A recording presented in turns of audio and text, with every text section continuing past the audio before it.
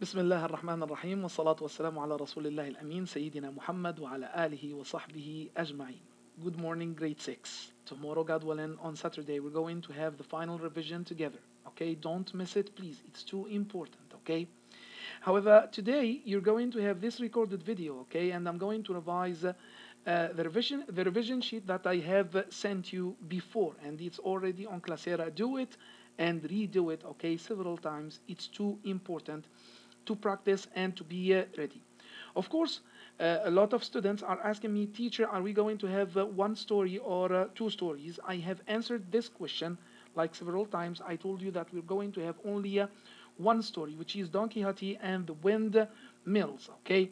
So the last story that we have studied during this week, of course, I have to thank Isa and Ghassan for being present all the week. They didn't miss any session, okay? We're not going to have it, okay? The American Slurp, it's not in the exam, okay? Only Don Quixote and the Windmills. Please pay attention that today we're going, when revising phonics and spelling, we're going to revise a limited number of words, okay? So you have to go back to the pages that we have sent you and you have to revise all the words. It's not only about the meaning, it's not only about the spelling, it's about both.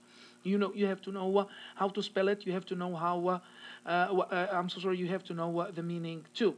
So, Bismillah, let's start. Choose the correct answer depending on what you have understood from Don Quixote and the Windmills. The genre of the story is it's a folktale. In a way, yes, it's a folktale, but we're going to follow our curriculum, okay? It's a narrative non-fiction. Of course, that's wrong because it's a fictional story. It's not a real story. It's historical fiction. Yes, it's an imaginary story which is taking place in the past, okay? We are talking about knights in the past time, okay? With their horses, okay, with their steeds, okay? The armor, the weapons he's using, okay? The time he lived Don Quixote, if he had the chance to live, because that character didn't even exist, okay, like 500 or 600 years ago. So it's a historical fiction. Don Quixote aimed to be, and here you have the verb aimed, and it means his aim was what, okay? His goal was what? If you have this in the exam tomorrow, so aimed to be, it means he had the goal to be what? Of course, we all know that Don Quixote, he was a crazy person. He's not a normal person. He's not a straight person, okay? He had some psychological problems, and he wanted to live in the past time, okay? Past to his time, because he is already in the past, okay? He wanted to live in the time of knights, the people who are fighting for honor, for to help others, okay? To provide people with money, to provide. I'm talking about poor people, of course. He wanted to be a charitable person, okay. So he aimed to be not a farmer, of course, not a squire, because the squire is the person who is going to follow the knight and help him. He wanted to be a knight and to live in the time of knights. Of course, we are talking about knight with KN, and the K is not going to be pronounced just like knife. Sancho Panza, if you remember, Sancho Panza, he was not as crazy as Don Quixote, but he was crazy too to follow Don Quixote, to accept to follow Don Quixote. So was Don Quixote's helper. So here we have a possession, Don Quixote's helper. So it means the helper of Don Quixote. And friend, yes, he was his friend, but I'm not looking for that answer. He was his cousin. No, that's wrong. He was his neighbor. Yes, he was living next to him. And you remember when Don Quixote told him, hey, if you're going to be my squire and you're going to help me, I'm going to make you the king of the first island that I'm going to conquer or to invade. Don Quixote saw the as a monstrous giant in the dark. That's why the story is entitled Don Quixote and the Windmills. So he saw the windmill, okay, as what? As a monstrous giant, and he believed in that. He said, no. So Sancho Panza was telling him, but master, that's not someone whom you're going to fight. No, that's a windmill. He said, no, it was bewitched, okay, by a sorcerer who wants to take away my glory, okay? So Don Quixote saw the windmill as a monstrous giant in the dark. Don Quixote lived in the world of responsibility. He was not even a responsible person. Reality, no, of course, he was living in his own imagination, okay? He was creating a world and living in that world. The story took place where exactly? If you remember, we have talked about Andalusia, we have talked about Madrid, we have talked about that part of the world which we call Spain. So it took place in Spain. However, some people they say that it took place in Portugal. I'm not sure, but I believe that it took place in Spain, not America, not France. Vocabulary, of course, we're going to have the vocabulary of Don Quixote, the story of Don Quixote. Find the word or words with the same meaning as the underlined word. So we're going to find synonyms, okay? Her father is a renowned doctor, and we have talked about renowned people. They are popular people, they are famous people, okay?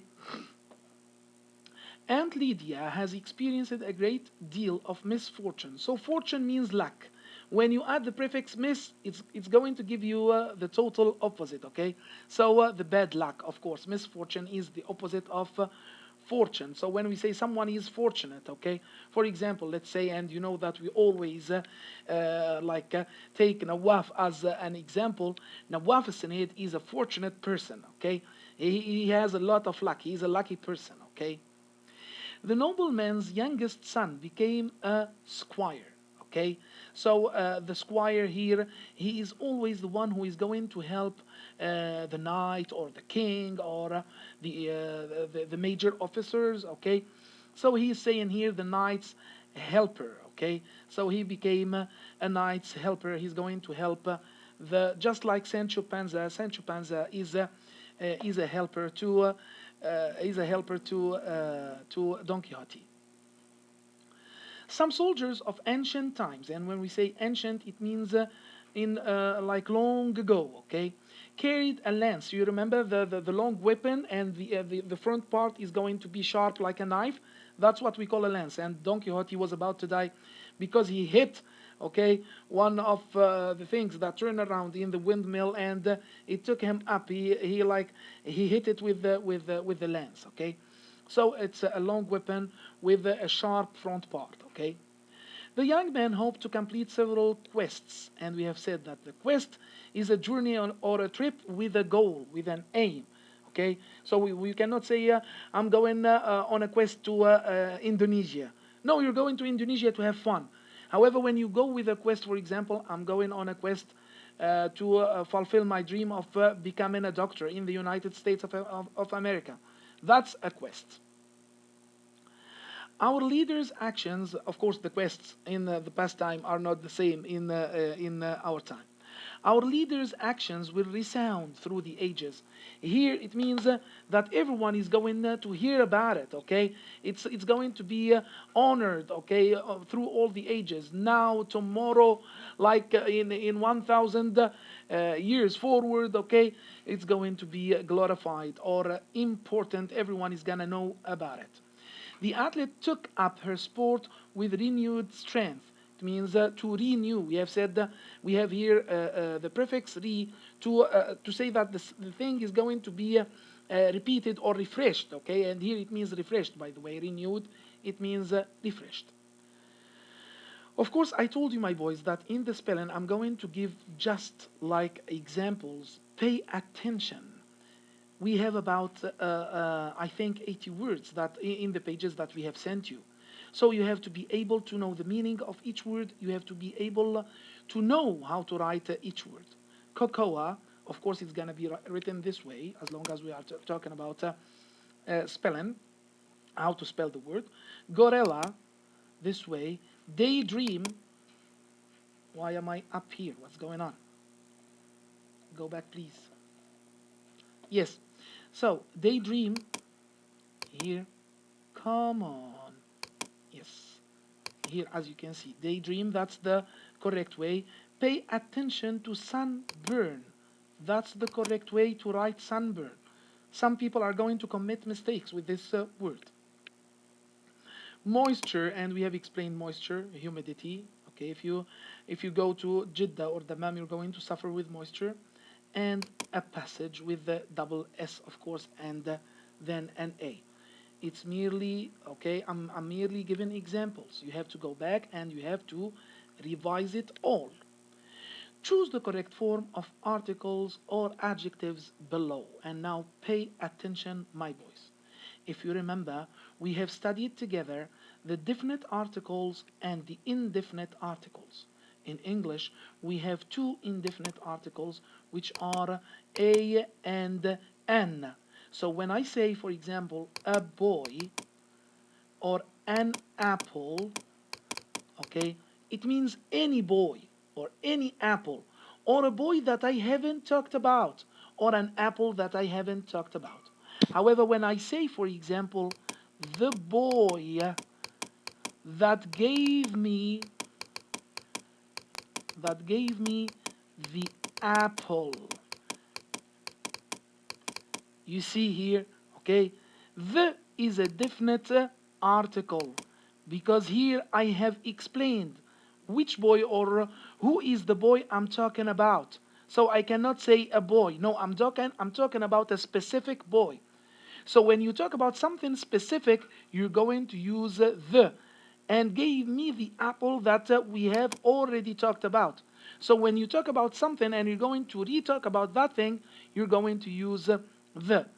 Pay attention, the definite article the is going to be used with the sun, moon, and any word that we have only one thing one thing of it, okay? Because we only have one sun. You cannot say a sun. Oh, we have 300 suns and I have to choose one of them? No, it's the sun. So the sun that turns around the earth, because we have one earth. The moon of Ramadan appeared in the sky. So we are talking about one moon, okay?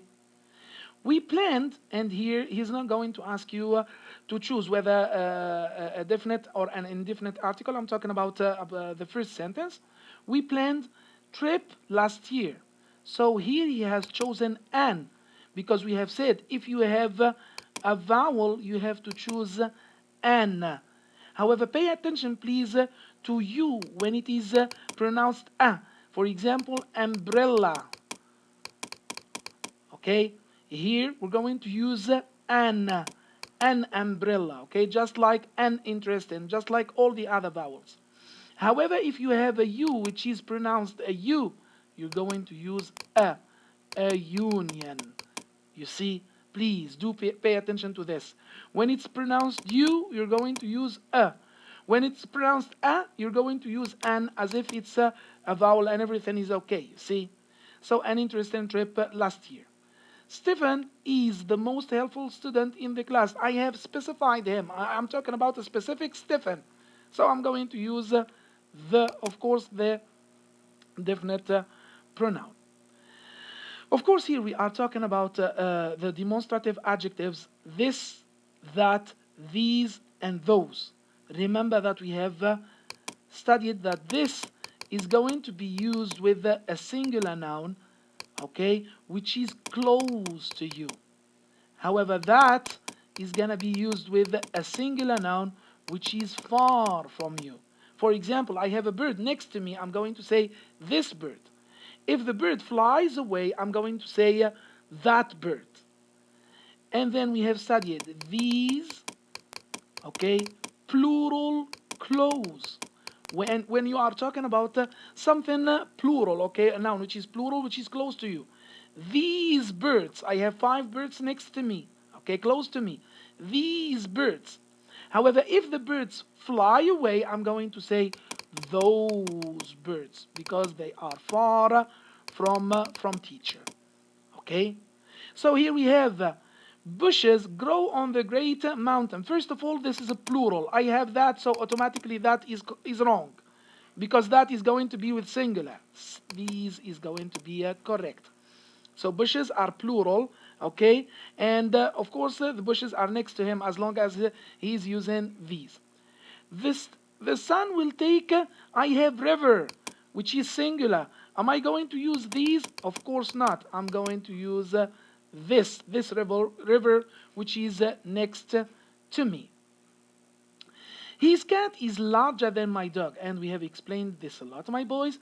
If you remember, we have talked about the long adjectives and the short adjectives. And I'm going to remind you, whenever we have a short adjective and you're going to do, or you're going to write a sentence which is a comparative sentence, so here you have to use, for example, I'm going to use fast. Okay, I'm going to add er, it's gonna be faster, but you have to pay attention to add the then. However, when you're going to use it in a superlative form, when you're going to like compare one person to many other people, you're going to use the, and you're going to add the est, the fastest. Okay, but that's only with the short adjectives. Pay attention. If we talk about expensive, for example, which is a long adjective, you're going to use more and less to compare. So you're going to say, for example, my iPhone is more expensive than yours, or my laptop is less expensive than yours. So more to say plus and less to say minus. Okay, so more expensive and less expensive, that's with the long adjectives. Okay, and when dealing with long adjectives in the superlative form, you have to use most and least.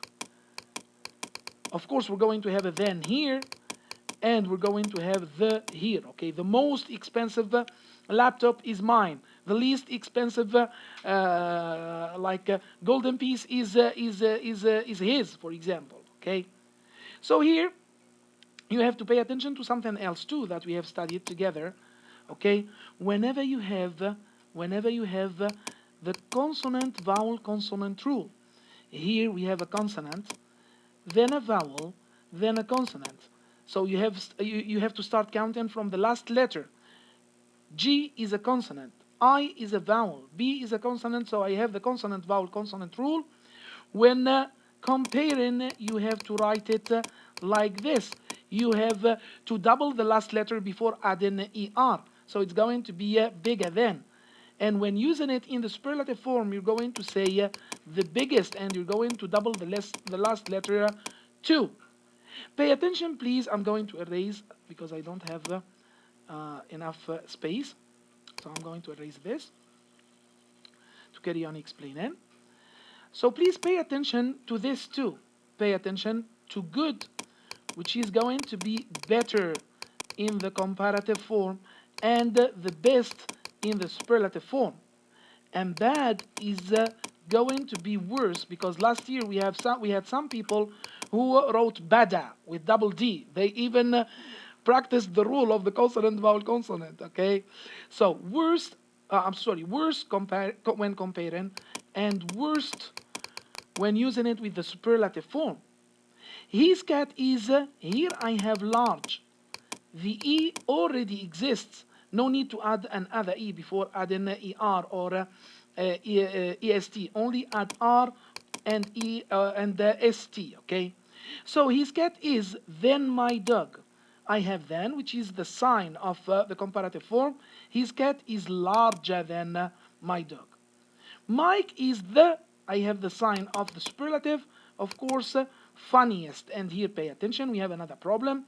For example, the word funny or the word pretty. Okay, the adjectives, funny and pretty. Funny ends with a Y, and before that Y we have an N, which is a consonant. So we're going to omit that Y, and we're going to change it with IER. And funniest too, when we're talking about the superlative, okay? Pretty, the same way, okay? So here we're going to say prettier and prettiest. You're going to omit the Y and change it with an I, as long as you have a consonant before the Y. This house is the superlative, of course, and we have a long adjective, which is exciting. So I'm going to say the most exciting. I can use the least exciting too. It's correct, but here he has chosen to say that this house is the most exciting of all houses here. Thank you so much, grade 6. If you have any questions, please contact teacher on WhatsApp, just like Isa. He's contacting me, asking me things. It's not a problem. I have sent him the explanation and everything. If you need any help, I'm going to be here for you. Please go back to the spelling and the phonics. Thank you so much. See you tomorrow. We have a session to revise. Thank you so much. and goodbye.